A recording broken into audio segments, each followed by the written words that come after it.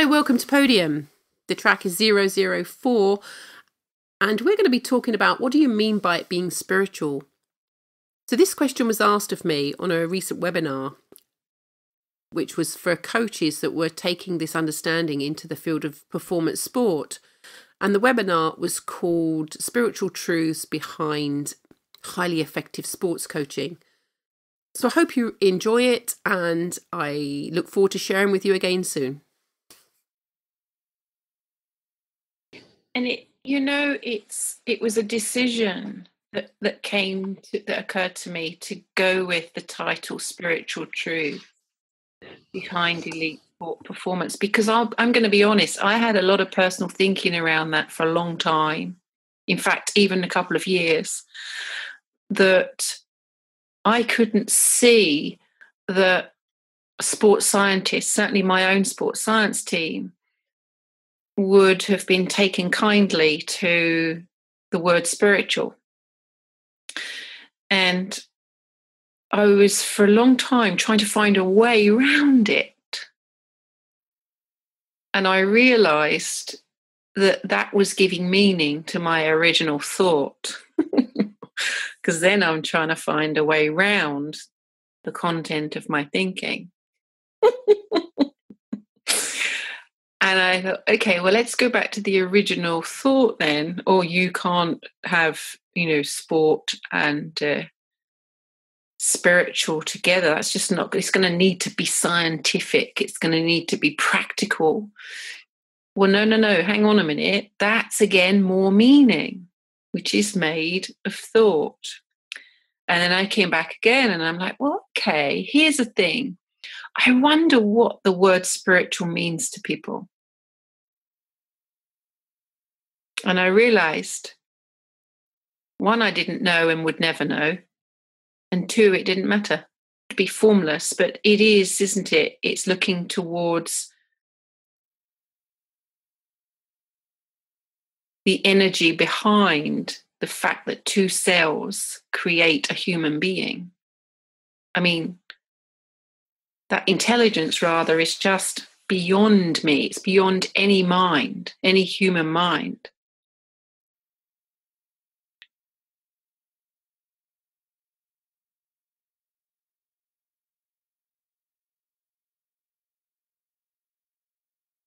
But there's this energy, isn't there, that makes the heart beat.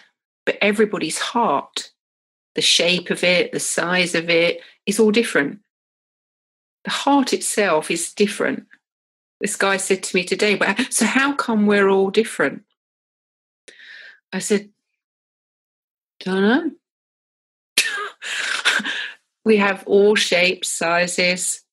The energy of the universe is expressing itself in all of these individual bodies.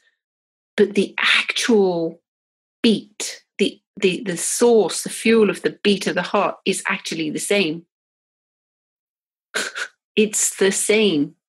And that's, I suppose, this formless energy, this spiritual side of our being. So now I have to say I don't shy away from the word spiritual in my conversations with sports people, because it does seem to be that actually they're highly evolved anyway. They've been trying to find the cutting edge of human performance for years. And as long as we are clear that, for me, I'm not talking about religion, although my own personal sense is that all religions are pointing to the same thing.